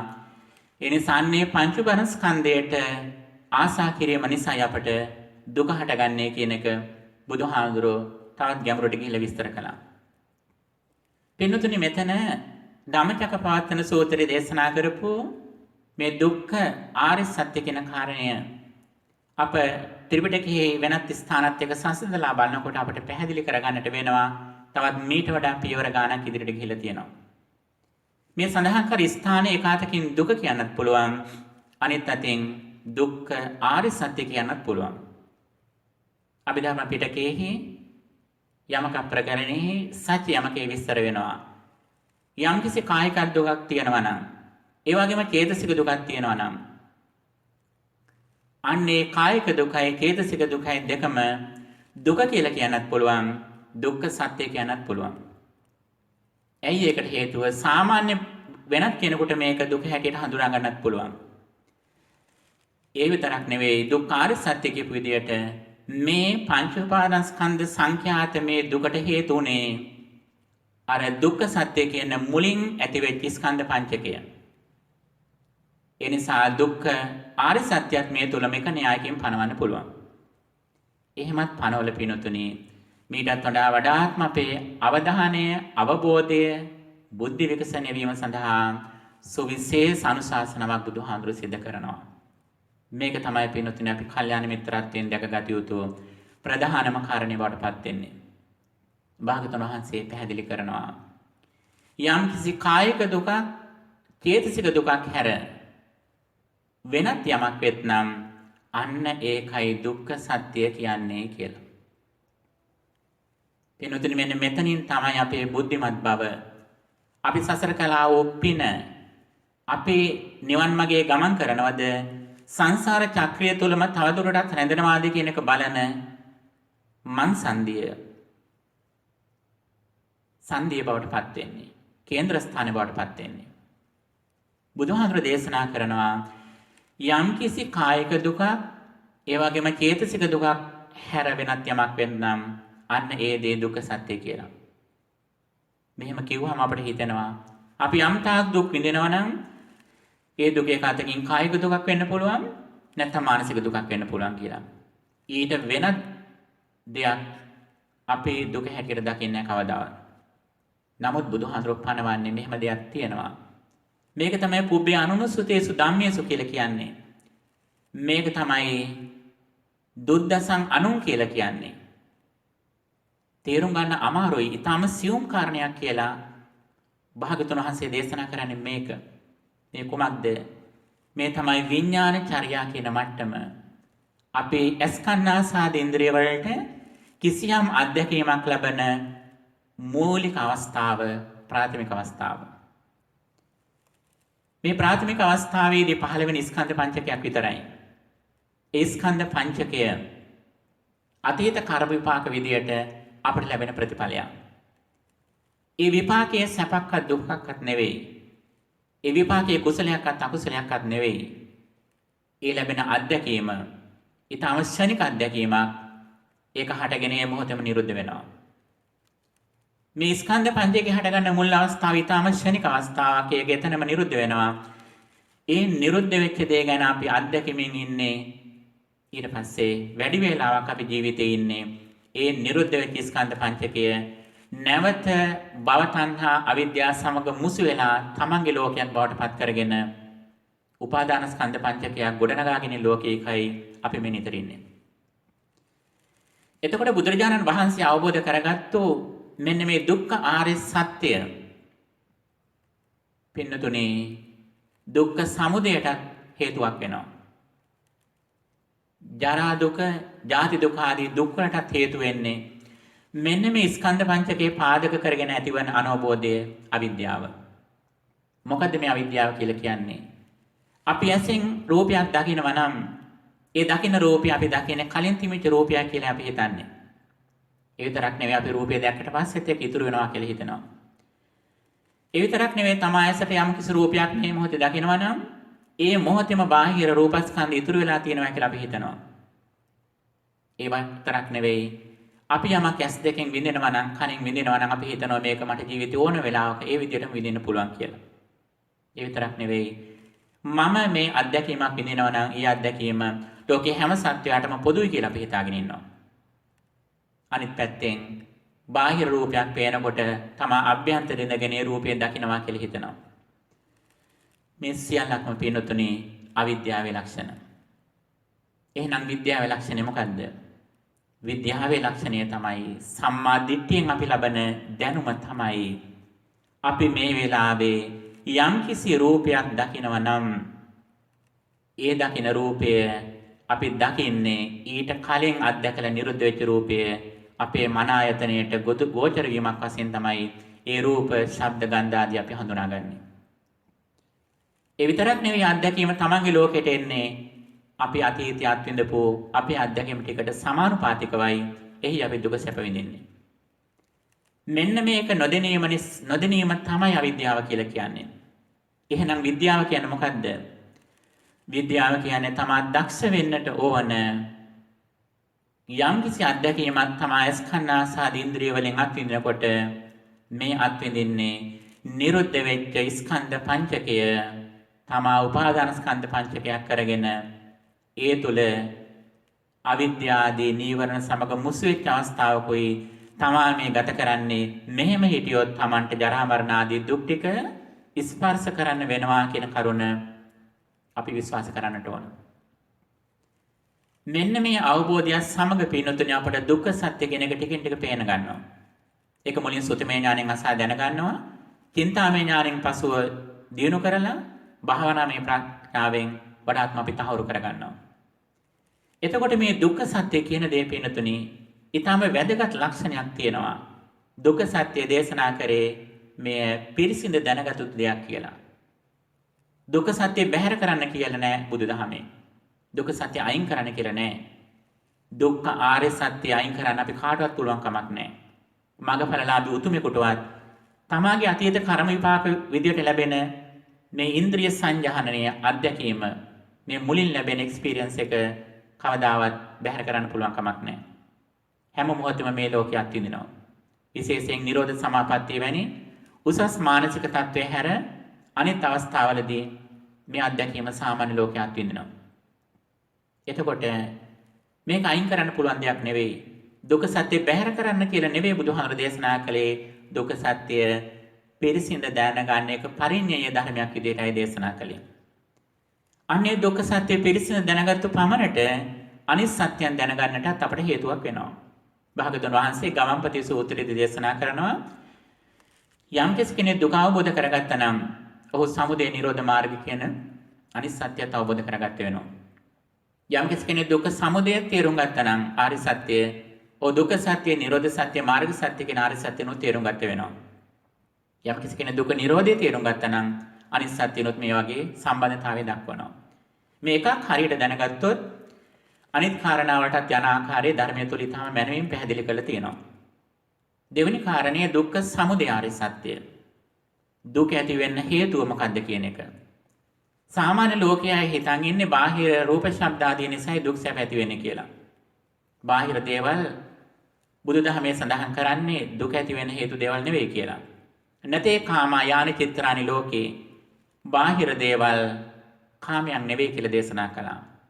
රූප ශබ්ද ආදී මේ අරමුණු කාමයන් නෙවෙයි, ඒව සලකන්නේ කාම ගුණ කියලා. කාමය කියන එක සංකප්පරාගෝ පුරිසස්ස කාමෝ.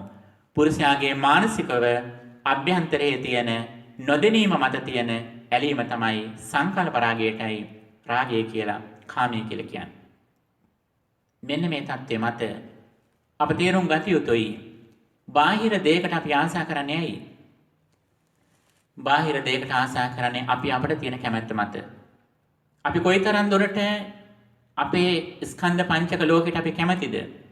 අන්න ඒ තමන්ගේ අත්දැකීමට සමානුපාත දේවල්ට අපි කැමති කරනවා. අපි යම් කිසි දෙයකට අකමැති නම් ඒ දේ බාහිරින් දකිනකොට අපි බාහිරට තමයි ඇඟිල්ල දික් කරන්නේ. නමුත් පිනුතුනේ දෙකේම හේතුව අභ්‍යන්තරයේ තියෙන්නේ. මෙන්න මේකට කියනවා නන්දි රාගය කියලා. තමාගේ අභ්‍යන්තරයේ ස්කන්ධ පංචකයට තියෙන බැඳීම. මේක ඊටාම සියුම් විදිහට යන්නේ පිනුතුනේ. අපිට හිතෙන්නේ බාහිර දෙයට මං ආසා කියලා. බාහිර දරුවට මං ආදරෙන් දරුව ලෙඩ වෙනකොට මම කෑ ගහනවා කියලා අවවාද දෙනවා කියලා අපිට හිතෙනවා. ඇත්තට මේකේ පරිසරයේ පසුබිම මොකද්ද? අපටම දුකක් එනකොට තියෙන අකමැත්ත. ඒ දරුවා දුකටපත් වුණාට පස්සේ අපට ඒ දුක විඳින්න වෙන්නේ. අන්න ඒ දුක Tamanට එන නිසා මේ අභ්‍යන්තරයට තියෙන ආසාව නිසයි මේ බාහිර ලෝකයේ සමග අපි ඇලීම හෝ ගැටීම කියන කාරණා ඇති වෙන්නේ. බැරි වෙලාවත් පියනුතුනි දුක්ඛ සමුදය ආර්ය සත්‍ය බාහිර දෙයක් වුණා නම් එහෙනම් තෘෂ්ණාව කියන කාරණේ විතරක් දුකට හේතුව කියන්න බෑ. ඇයි ඒකට හේතුව? එහෙනම් අපිට ද්වේෂය කියන කාරණේත් දුකට හේතුව වශයෙන් කියන්නට ඕන. නමුත් දුක්ඛ සමුදය ආර්ය සත්‍ය විදිහට එක හේතුවයි කියන්නේ යායන් තණ්හා පෝනෝ භවිකා නන්දි රාග සාගතා తත්‍ර తත්‍රාබිනන්දිනී සේයතිදං කාම තණ්හා භව තණ්හා විභව තණ්හා. කාම ලෝක වශයෙන්, භවයේ වශයෙන්, විභවයේ වශයෙන් නැත්නම් පංචකාම විඳින තියෙන ආසාව, නැත්නම් රූපාවචර ආදී මේ ලෝකයේ තුලට තියෙන ආසාව, නැත්නම් ඒ ලෝකයේ නැtei කියලා ඒකේ උච්ඡේදයට තියෙන ආසාව. මෙන්න මේ ආදී වශයෙන් මේ බැඳීම ඇති වෙන්නේ මොකද්ද? මේ තමන්ගේ අභ්‍යන්තරයේ මේ තියෙන ඇල්ම නිසා. එතකොට බාහිර ලෝකයේ කෙනෙක් සමුදේ විදිහට හිතාගෙන ඉන්නේ දුකට හේතු විදිහට බාහිර කාරණා බුදු දහමේ සලකන්නේ මේ අභ්‍යන්තරයට තියෙන බැඳීම නිසා තමයි ලෝභය, ද්වේෂය කියන දෙකම හටගන්නේ. එතකොට අභ්‍යන්තරයට තියෙන මේ ආසාව අඩු වෙන්න එකම කාසිය අනිත් පැත්ත වගේ ද්වේෂයත් ගැටුමත් ටිකෙන් ටික අඩු වෙනවා. මෙන්න මේ සඳහා බුදුහාමුදුරෝ නිරෝධාරි සත්‍ය විදිහට දේශනා කරන්නේ මොකද්ද? යෝ තස්සායේ වාසයස විරාග නිරෝධෝ ඡාගෝ පටිනිස්සග්ගෝ මුත්‍යානාලයෝ. මෙන්න මේ තමන්ගේ අභ්‍යන්තරයේ තියෙන නන්දි රාගයට නැත්තම් තමන්ගේ අභ්‍යන්තරයේ සිත සහ කය කියන දෙකේ සංයුතියෙන් තියෙන මේ අත්දැකීමට තියෙන ආසාව අභ්‍යන්තරයේම දුරු කිරීම, තෘෂ්ණාවත් හැරීම. හැබැයි ඒ තෘෂ්ණාව දුරු කරන්නට අපිට ඕන කියලා හිතුවට අයින් කරන්න බෑ පින්නතුනි. ඒ තෘෂ්ණාව දුරු කරන මාවතේදී අපිට අවිද්‍යාව දුරු කිරීම දක්වා වූ හේතු වල මුලටම යන්න වෙනවා. අන්නේ සඳහායි මාර්ගයේ විදියට ආර්ය අෂ්ටාංගික මාර්ගය දක්වන්නේ. අන්නේ ආර්ය අෂ්ටාංගික මාර්ගයේදී ප්‍රධාන කාරණයක් සම්මාදිට්ඨිය. මේ චතුරාර්ය සත්‍ය පිළිබඳව මනමින් අසා දැනගෙන ඒ ඔස්සේ තමන්ගේ සංකල්ප මෙහෙවන්නට ඕන. ඒ ඔස්සේ නිරතුරුව වචන භාවිත කරන්නට ඕන. ඒ වගේම තමන්ගේ කර්මාන්ත, ජීවත් වෙන ආකාරය, උත්සාහය, සතිමත් බව, සමාධිය සම්පූර්ණයෙන්ම මේ සම්මාදිට්ඨිය මුල් කරගෙනම අපි කරන්නට ඕන. කම්මසගතා සම්මාදිට්ඨියදී පින්නතුනි අපිට සාමාන්‍යයෙන් කර්මය ගැන විශ්වාසයෙන් දාන සීල භාවනා කියන සාමාන්‍ය පුණ්‍ය ධර්ම කළා. ඒකෙන් යම්කිසි ආස්වාදයක්, ධර්මානුකූල ප්‍රීතියක් ලබාගෙන බුදුරජාණන් වහන්සේ කෙරෙහි ශ්‍රද්ධාවත් පිහිටුවාගෙන කම්මසගතා සම්මාදිට්ඨියට අදාළ ප්‍රඥාවෙන් විතරක් අපට සුගතිගාමී වෙන්න පුළුවන්. සාමාන්‍ය ගුණාංග ටික විතරක් අපට ප්‍රමාණවත්. නමුත් පින්නතුනි මේ ආර්ය සත්‍ය තේරුම් ගැනීම සහ භාවිත කිරීම කියන එක ඊට වඩා බොහොම ගැඹුරු සංකීර්ණ දෙයක්. ඒ සඳහා අපි නිවැරදිසේ ධර්මය අහන්නට ඕන, කියවලා බලන්නට ඕන. ඒ විතරක් නෙවෙයි සුවච බව කියන එක, සක්‍රීය සවන් දීම, මනාව ඇහුම්කන් දීම කියන එක උසස්තම මට්ටමේ පවත්වා ගන්නට ඕන. ඒ වගේම අවංක බව, විශේෂයෙන්ම කර්ණිමෙත සූත්‍රයේ තියෙන ගුණාංග ටික Taman තුළ ඉහළම මට්ටමින් තියෙනට ඕන. මෙතෙන් පින්නතුනි හුඟක් අපේ චරිතය ගැන සැලකිලිමත් වෙන්න. අපේ ළඟ දුර්ගුණ තියෙනවා නම්, අපි කපටි වැඩ කරනවා නම්, එකක් එක තැනක කියලා වෙනත් තැනක තව ભેද වෙන දේවල් කියනවා නම්, වෙනත් පුද්ගලයන්ගේ තොරතුරු අනවශ්‍ය විදියට විමසන්න උත්සාහ කරනවා නම්, ඒ වගේ ආකාර වලින් පින්නතුනි මේ ධම්ම මගේ යාමතියා, මේ ධම්ම කියන්නේ මොකද්ද කියලාත් අපිට තේරුම් ගන්න එක සරල දෙයක් වෙන්නේ නැහැ. ඒ නිසා නුවණැති අය දොස් කියන ඊටාම සුළු වර්ගයක් හෝ නොකරන මට්ටමට අපේ හිත බොහොම ඉහළ මට්ටමක දිමුනොත් තමයි මේ ගමන් මගේ අවංකව බුද්ධිමත්ව මේ ගමන ඉහළට යන්න පුළුවන්කම තියෙන්නේ. එහෙම නැතුණත් අපිට සුගතිගාමී වෙන්න පුළුවන්, ඒකට බාධාවක් නැහැ. නමුත් පින්නතුනි මේ ආධ්‍යාත්මික ගමන් මඟ මේ මුළු සංසාර චක්‍රයෙන්ම නිදහස් වෙන මාවතේදී මේක සරල දෙයකින් කරන්න පුළුවන් දෙයක් නෙවෙයි.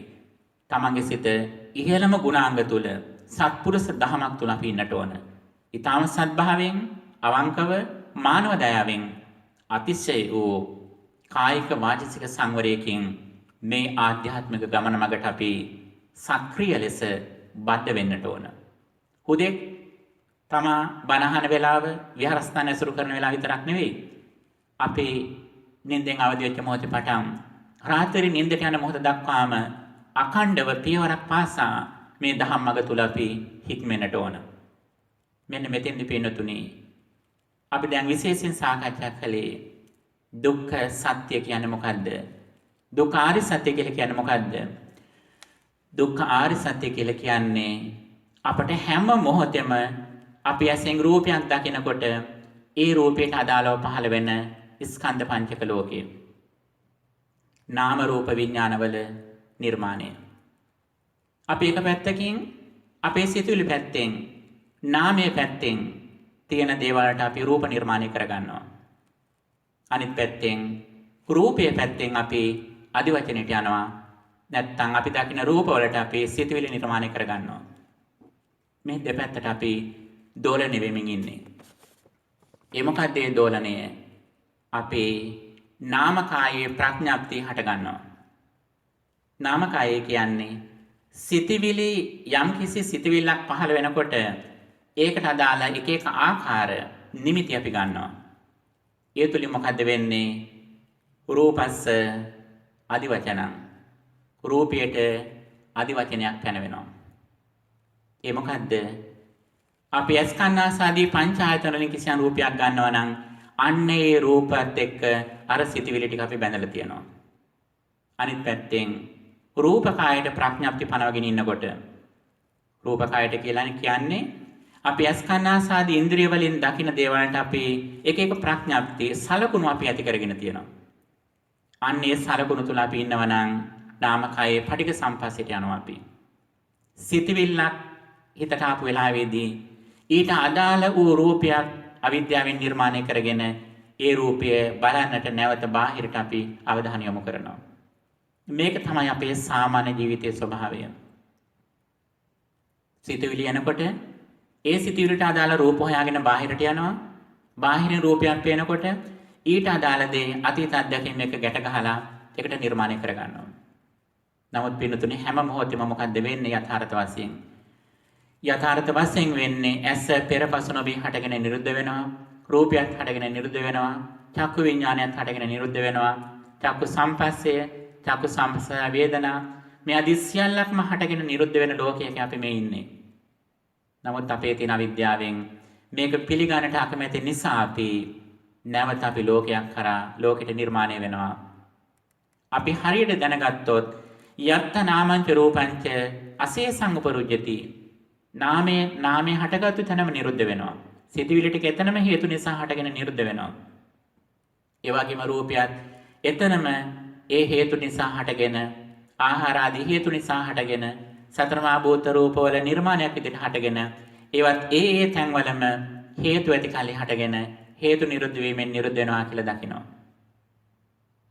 මෙන්න මෙහෙම අපිට දකින්න පුළුවන් නම් එන්නම අපේ නාමය සහ රූපය නැත්තම් සිතවිලි සහ භෞතික දේ ගැන හිත බැස ගන්න ගතිය ටිකෙන් ටික අඩු වෙනවා. ඇසට අපි රූපයක් දකිනකොටම අපි ඒ රූපයට ගුණයක් නිර්මාණය කරනවා. නමුත් ඒ දේ අපි අතින් දාන දේ. ඒක බාහිර රූපයට අයිති දෙයක් නෙවෙයි. බාහිර රූපයෙන් වෙන්නේ ඇසට රූපයක් දැක්කනම් ඒ මොහොතේ වර්ණ රූපේ විතරයි එන්නේ. කන්න ශබ්දයක් ඇහුණා නම් ශබ්ද රූපේ විතරයි ඒ අවස්ථාවේ හටගෙන නිරුද්ධ වෙන්නේ. ඊට පස්සේ අපි අත්දැකීම් ලෝකයට අනුව අපි ඒක හොඳ නරක වශයෙන් ගන්නවා. මෙන්න මේක නොදැනගත්තොත් අර දුක්ඛ සත්‍ය විදිහට නිර්මාණය වෙන ස්කන්ධ පංචක ලෝකය අපේ අඥානචර්යාවෙන් ගිහිල්ලා අපි ලෝකයක් නිර්මාණය කරගන්නවා, භවය නිර්මාණය කරගන්නවා.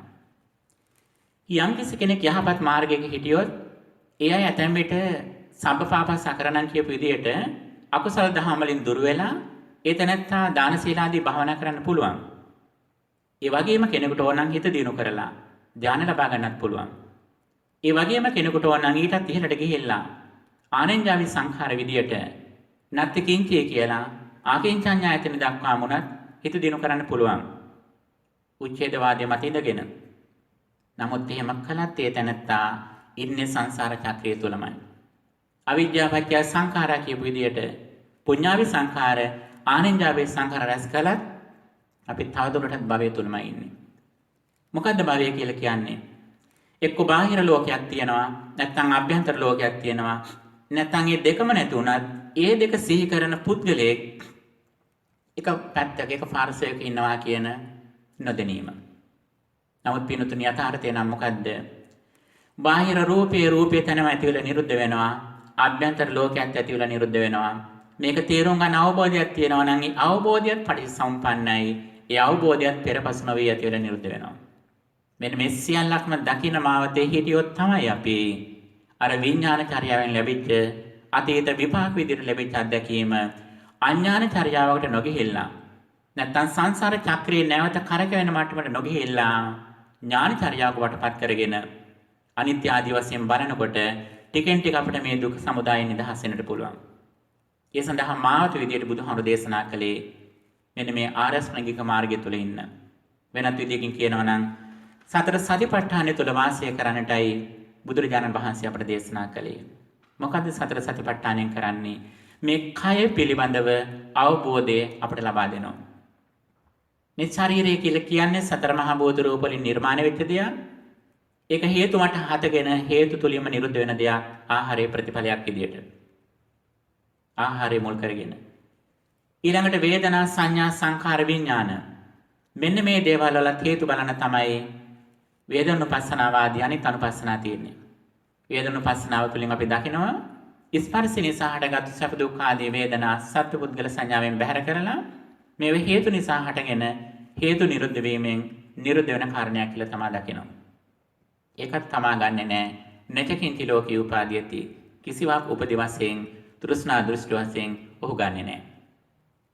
ඊළඟ කාරණේ විදිහට දැක්වෙනවා චිත්තේ චිත්තානුපස්සේ විහෙරති. නාම රූප හේතුවෙන් හටගත්තු මේ විඥාණය නාම රූප නිරුද්ධ වීමෙන් නිරුද්ධ වෙන ස්වභාවයක් කියලා මේ තැනත්තා දකිනවා. ධම්මේසු ධම්මානුපස්සේ විහෙරති කියපු විදිහට මේ සිතිවිලි හටගන්නේ කොහොමද? ඒ සිතිවිලි ස්පර්ශය නිසා නැත්නම් ආශ්‍රව නිසා නැත්නම් අවිද්‍යාව නිසා හටගන්න මේ සංස්කාර. අවිද්‍යාව නිරුද්ධ වීමෙන් නිරුද්ධ වන ආකාරය දකිනවා. මෙන්න මෙතින් ලැබෙන සුවිශේෂ අවබෝධය තමයි පින්නතුනි මේ ධම්මානුපස්සනාව වැඩෙනකොට තමන්ටර මෙතෙක් තමා අසා දැනගත්තු මේ දුක්ඛාදී ආර්ය සත්‍ය සතර ඔහුට සමාහිතෝ භික්ඛවේ යථා භූතං පජානති කියපු ආකාරයට හිත සමාධිමත් වෙච්ච පුද්ගලයාට යථා භූත ඥානිය සැබෑ යථාර්ථය පේනවා කියන කාරණය මත පින්නතුනි පැහැදිලි වෙනවා. හිත සමාධිමත් වෙන්න ඔහුට මොකද්ද පේන්නේ? ඔහුට පේන ගන්නේ ඇසට රූපයක් දකිනකොට මොහු දකිනවා මේ ස්කන්ධ පංචකයක් හටගෙන නිරුද්ධ වුණා කියලා. ඔහු තමන්ගේ අභ්‍යන්තරේ පැත්තට හැරිලා ඉන්නේ. ඒ විතරක් නෙවෙයි මේ අවබෝධය ලැබෙනකොට ලබන්නේ රූපස්කන්ධයේ නිරුද්ධ වෙච්ච ලෝකයක ස්කන්ධ හතරකින් මේ අවබෝධය ලබන්නේ කියන එකත් ඔහු දකිනවා. මේ ධර්ම මාර්ගයේ අඛණ්ඩව යම්කිසි කෙනෙක් ඉන්නවා නම් ඒ ඉන්න තරමට යාට දුක්ඛ සත්‍ය ප්‍රකට වෙනවා. දුක්ඛ සත්‍යම් පරිඤ්ඤයයන් කියන්නේ ඒකයි. මේ ධර්ම මාර්ගයේ අඛණ්ඩව ඉන්න කෙනෙකුට රූපාදී ස්කන්ධ පංචකය, ඇස ආදී ආයතන, රූපාදී බාහිර අරමුණු මේ ආදී කරුණු අස්මින් සතිදං හෝති ඉමස්මින් සතිදං හෝති ඉමස්ස නිරෝධයි දන් නිරුද්ධති ආදී වශයෙන් මේ හේතු නිසා හටගෙන හේතු නැති කල්ලි නිරුද්ධ වෙනවා කියලා දකින්න මොකද්ද වෙන්නේ පිණුතුනි? බාහිරට නැඹුරු වෙන ගතිය අඩු වෙනවා. එන්න අභ්‍යන්තරයේ වෙත නැඹුරු වෙච්ච කෙනෙක් විදිහට ඉන්නවා. බාහිර ලෝකයේ දෙයකට තමා මුලා වුණොත් තමා දන්නවා තමා දැන් මේ දුකෙන් ඉන්නේ කියලා. තමා ආර්ය ශ්‍රාවකෙක් විදිහට එවැනි නොමග යෑම සිදුවන හැම අවස්ථාවකදීම ඔහු තමාටම තමා දොස් කියා ගන්නවා. අට්ටි යති හරායති jigucchati කියලා කියනවා. ඔහුගේ නිසරු භාවය දකිනවා. ඒකෙන් බියට ලැජ්ජාවටපත් වෙනවා. ඒ තරම් නෙවෙයි බාහිරින් ලෝකයේ අත්විඳින යන හැම මොහොතෙම තමා දුක ස්පර්ශ කරන කෙනෙක් බව දැනගෙන එහි පිළිකුලටපත් වෙනවා. යම් තාක් අපි ඇසෙන් දකින රූප, කනෙන් දකින ශබ්ද හරහා බාහිර පුද්ගලයෙක් ද්‍රව්‍යයක් ඇසුරු කරමින් නම් අපි ඉන්නේ. ඒ හැම වෙලාවෙම අපි ඉන්නේ දුක ස්පර්ශ කරමින්. ඒ හැම වෙලාවෙම අපි ඉන්නේ මායාවේ වසඟේ. ඒ හැම වෙලාවෙම අපි ඉන්නේ කායිකව යම් කිසි දුකක් සැපක් විඳිනවා කියලා අපිට හිතෙන්න පුළුවන්. නමුත් පිනුතෙන් අපි මානසිකව දැඩි වේදනාවකින් අපි පසු වෙන්නේ. ඉතින් මෙන්න මේ දුකෙන් නිදහස් කරලා බුදුරජාණන් වහන්සේ අවබෝධ කරගත්තු මේ සුවිශේෂී ඥාණයෙන් අපට ධම්මගක් උන්වහන්සේ දේශනා කළා. පින්නතුනි අපේ ජීවිතෙන් ලබන සුවිශේෂ වරප්‍රසාදයක් තමයි මෙන්න මේ චතුරාර්ය සත්‍ය අවබෝධ කර ගැනීම. මොකක්ද ස්කන්ධ පංචකය කියලා කියන්නේ කියලා තේරුම් ගන්න එක. භාගතුන් වහන්සේ දේශනා කරනවා අභිඥා සූත්‍රයේදී මේ ලෝකයේ පහළ වෙච්ච නුවණැති කෙනෙක් විසින් ඔහුගේ බුද්ධියෙන් ගන්න විශිෂ්ටතම ප්‍රතිඵල විදියට දක්වන්නේ මේ රූපාදී ස්කන්ධ පංචකයේ තේරුම් ගැනීම. ඒක තමයි කියලාම බෞද්ධ අධ්‍යාපනය. මේ පහම පෙරපසුන විහාටගෙන නිරුද්ධන ආකාරයත් ඒ පහ හටගන්නේ තමාගේ අධ්‍යක්ීම් ලෝකයට අනුව බවත් තමාගේ කර්මානුරූප බවත් මනවින් තේරුම් අරගෙන වාසය කිරීම. ඒ විතරක් නෙවෙයි උන්වහන්සේ දේශනා කරනවා මේ ලෝකයේ පහළ වෙච්ච නුවණැති කෙනෙක් විසින් යම් කිසි දෙයක් ප්‍රහීන කරන්න තියෙනවා නම් මොකද්ද ප්‍රහීන කර යුත්තේ? ඒ තමයි අවිද්‍යාව හා භව තණ්හා කියන කාරණය. සාමාන්‍යයෙන් චතුරාර්ය සත්‍ය විස්තර කරද්දී දුක්ඛ නිරෝධය විදිහට සඳහන් කරන්නේ තෘෂ්ණාව. ඒ ආසන්නතම හේතුව. නමුත් ඒකේ මූල හේතුවට ගිහිලා බුදුහාඳුරෝ අවිද්‍යාව හා භව තණ්හා කියන එක පෙන්වලා දෙනවා. මොකද්ද මේ අවිද්‍යාව හා භව තණ්හා කියන්නේ? අපි ඉස්සරහා ලෝකයක් නිර්මාණය වෙලා තියෙන ස්වභාවය. අපි යමක් හිතනකොට ලෝකයක් තියෙනවා කියලා හිතාගෙන ඉන්න ස්වභාවය. බාහිර ලෝකයක් තියෙනවා කියලා අපි පනවගෙන ඉන්න ස්වභාවය. මේක පිනුතුනි අවිද්‍යාවෙන් අපි නිර්මාණය කරගන්න ලෝකයක්. ඒ නිසා මේ අවිද්‍යාව හා භව තණ්හා දුරු නොතින් අපට මොකද්ද පේන්නේ? හැම වෙලාවෙම තමා ඉන්ද්‍රිය ඥානයක් තමාට ලැබෙනවා. රූපය ප්‍රතික්ෂේප කරන්නේ බාහිර රූපයක් නැහැ කියලා නැත කියන අන්තයට යන්නේ නැහැ. ඒ වගේම බාහිර රූපයක් ඇත කියලා ඇත කියන අන්තයට යන්නේත් නැහැ. මේ සාස්වත සහ උච්ඡේද කියන අන්ත දෙකෙන්ම දුර වෙච්ච හේතුඵල ධම පිළිබඳව සිද්ධාන්තය සමග ඔහු හේතුවල හට ගැනීම නිරුද්ධ වීම දකින්න පුද්ගලෙක් බාටපත් වෙනවා. ඒ දකින්න බාහිරට තියෙන ඇල්ම අඩු වෙන්න කියලා 아무තෙන් කරන්න දෙයක් නැහැ. තමා අභ්‍යන්තරයෙන්ම නිවෙන සැනසෙන පුද්ගලෙක් බාටපත් වෙනවා. ඒ වගේම බාහිර හොයාගෙන සතුට හොයාගෙන බොහොම වෙහෙසකර ගමන් මගක ගියේ මේ තැනැත්තා දැන් ටිකෙන් ටික අභ්‍යන්තරයටපත් වෙලා ඉන්න ස්ථානෙ මිඳගෙන මේ ආධ්‍යාත්මික සෝය විමුක්තිය සඳහා ඔහු කාලය ගත කරනවා. හැබැයි ඔහු මේ උත්තරීතර මනුස්ස ධර්ම උත්තරී මනුස්ස ධර්ම කරා යන මේ ගමනේදී ඔහු කිසි වෙටකත් මනුස්ස ධර්ම වලට පිටුපාන්නේ නැහැ. මේක ඔහුගේ තියෙන සුවිශේෂ සත්‍යයක්. ඔහු යුතුයකම් මැනවින් සිදු කරනවා. ඔහුගෙන් දෙමෝපියන්ට, ඥාතීන්ට, රටට, සමාජයට ඉටු වෙනට ඕන දේ ඔහු මැනවින් ඉටු කරමිනුයි. ඒ ඇත්තකිනම් ධර්ම මාර්ගයට ගමනිනුයි මේ ගමන ඔහු ඉදිරියට කරා යන්නේ. මේක තමයි සැබෑ බුද්ධ ශ්‍රාවකයෙකුගේ තියෙන ලක්ෂණය. ඉතින් පින්නතුනි, ඒකාතකින් දුක්ඛ සත්‍ය අපි තේරුම් ගන්නකොට ඒ තේරුම් ගන්න පමණට අපි සමුදය සත්‍ය තේරුම් ගන්නවා. මේ අභ්‍යන්තරයට තියෙන ආසාවෙන් නේද මේක වෙන්නේ කියලා අපි තේරුම් ගන්නවා. එතෙන්දී ඔහු බාහිර දේවල් අයින් කරන්න යන්නේ. අපිට පින්නතුනි අන්ධකාර ස්ථානයක් තියෙනවා නම් ඒ ස්ථානයේ අන්ධකාරය අයින් කරන්න කියලා අපිට අන්ධකාරය අයින් කරන්න බෑ. අපි කරන්න ඕන ආලෝකයක් දැල්වන එක.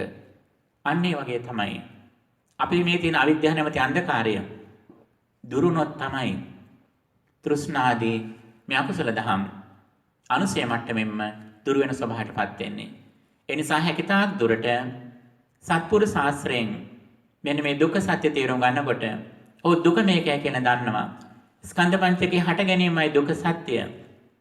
ඒ වගේ මේක බහැර කළ යුතු දහමක් නෙවෙයි, ඒක පරිඤ්ඤය පිරිසිදු දැනගත යුතු දෙයක් කියලා දකිනවා. ඒක දැකගත්තට පස්සේ පරිඤ්ඤාත කියලා දකිනවා. ඔහු කටයුතු නිම කළා කියලා දකිනවා. ඒ විතරක් නෙවෙයි, දුක සමුදය සත්‍ය මේකයි කියලා දකිනවා. නන්දි රාගය ඒ වගේම ඒක ප්‍රහීන කළ යුතු දෙයක් කියලා දකිනවා. ප්‍රහීන කළා කියලා දකිනවා. නිරෝධ සත්‍ය මේ අභ්‍යන්තරයට තියෙන ආසාව තේරුම් ගන්නවා. ඒක දුරු කිරීමෙන් ලැබෙන නිවන සාක්ෂාත් කළ යුතු දෙයක්. ඒක සත්‍යකතම් එකක්. සත්‍යකත කියලා ඒකක් දැනගන්නවා. මාර්ගාර සත්‍ය සමාධිත්‍ය ආදී අංග වෙනුවෙන් තේරුම් අරගෙන ඒක භාවයට තබ දෙයක් විදියට භාවිත කළ යුතු දෙයක් විදියට දකිනවා. ඒක භාවිත කළා කියන අවබෝධය ලැබෙනවා. මෙන්න මේ ත්‍රිපරිවට්ට ද්වාදසාකාරයේ පිනතුනේ මේ ධම්මචක්කපවත්තන සූත්‍රේන සුවිශේෂ විග්‍රහයක්. සත්‍ය ඥාන, කෘත්‍ය ඥාන, කෘත ඥාන වශයෙන් මේ චතුරාර්ය සත්‍ය 12 ආකාරයකට විස්තර කරනවා. මේ ධර්ම මාර්ගයේ ඉදිරියට යන පමණට පිනතුනේ අපේ ශ්‍රද්ධාදී ඉන්ද්‍රිය ධර්ම වැඩෙනවා. ඒ වගේම සති සම්බොජ්ජංග ආදී බොජ්ජංග ධර්ම ටිකෙන් ටික දියුණු වෙනවා. ඒ දියුණු වෙන පමණට අපට කාමච්ඡන්ද ආදී නීවරණ වලින් දුර වෙන්නට පුළුවන්. ඒ දුර වෙච්ච පමණට ඒ දුකෙන් නිදහස් වුණා කියන ඥානෙ ලැබෙනවා. සම්මා ඥාන, සම්මා විමුක්ති කියන මෙන්න මේ අංග දෙකත් ඉහළම ආධ්‍යාත්මික මට්ටමේදී ආර්ය අෂ්ටාංගික මාර්ගයේ අංග 10ක් බවට පරිවර්තනය වෙලා මේ සම්බුද්ධ ශාසනයෙන් අපි උපරිම ප්‍රතිඵල නෙලා ගන්නට දක්ෂ වෙන්නට ඕන. මෙන්න මේ ගමන් මඟ ආරම්භයේ පටන් අවසානයේ දක්වා අඛණ්ඩව පවත්වා ගත යුතු සම්මා දිට්ඨිය ප්‍රඥාව සඳහා වූ මේ ගමන් මගේදී බුදුරජාණන් වහන්සේ පැහැදිලි කරනවා අපි අඛණ්ඩව පවත්වා ගත යුතු ගුණාංග මොනවද කියලා. ඒ තමයි කල්යාණ මිත්‍රාශ්‍රය අපි ඇති කර ගන්නට ඕන. අපේ ළඟ ගුණධම් ප්‍රකට වෙන්නට ඕන. අපට වඩාත්ම ලං වෙන්නේ කල්යාණ මිත්‍රෝද කියන එක අපි බොහොම අවධානයෙන් ඉන්නට ඕන. මිතුරන් වැඩි වෙන්න පුළුවන්. හැබැයි මිතුරන් වැඩි වුණා කියලා අපි සාර්ථක වෙන්නේ නැහැ. අපේ සමීප වෙන මිතුරන් කොයිතරම්නම් අපට දහම් කරුණ පැහැදිලි කරලා දෙනවද? එයා අපට සම්මුඛව මොන නොගැසුණත් එයාගේ ඇසුරෙන් අපට කොයිතරම් ධර්මඥානෙ දිනු කරගන්න පුළුවන්ද කියන එක ගැන දැඩි අවධානයෙන් අපි ඉන්නට ඕන. ඒ වගේ මේ සඳහා හැකිතාක් අපි කාලය යොමු කරලා ඒ ධර්මයේ ශ්‍රවණය කරන්නටත් අසපු දහම් හැකිතාක් දුරට භාවිත කරන්නටත් අපි උනන්දු වෙන්නට ඕන. අන්න ඒ ප්‍රධානතම පසුබිම විදියට බුදුරජාණන් වහන්සේ නිතරම අගය කරන්නේ සතර සතිපට්ඨාන තුල වාසය කිරීම. අපේ නාසය ආශ්‍රිතව හොඳට සිහිය පිහිටුවාගෙන වර්තමානයේ තුල හැකිතාක් සිහියෙන් වාසය කිරීම. ඒ සිහියට අපි කුසල අරමුණු ටිකෙන් ටික එකතු කර ගැනීම, බුද්ධානුස්සතිය, මෛත්‍රිය ආදී මේ කුසල සිතිවිලි අපි ඒ සතිමත් බවට එකතු කරන්නට ඕන. එහෙම එකතු කළා හරියට මණික් ආකාරයකින් මණික් ගන්න වගේ අපි හොඳම මණික්, වටිනාම මණික්, දියමන්තිම තෝරගන්නට අපි දක්ෂ වෙන්නට ඕන, බුද්ධිමත් වෙන්නට ඕන. සමතෙන් ආරම්භ කරන සීලය පදනම් කරගෙන සමතය හරහා මේ යන ගමනේදී පින්නතුණි අපේ සතිමත් බව දිනු වෙන්න අපි කොතෙන්ද දෙන්නේ? ඒ තමයි අනිත්‍ය සංඥා, අනත්ත් සංඥා, අසුභ සංඥා, ආදීනව සංඥා ආදී වශයෙන් සඳහන් කරන දස සංඥා අපි මෙනෙහි කරනවා.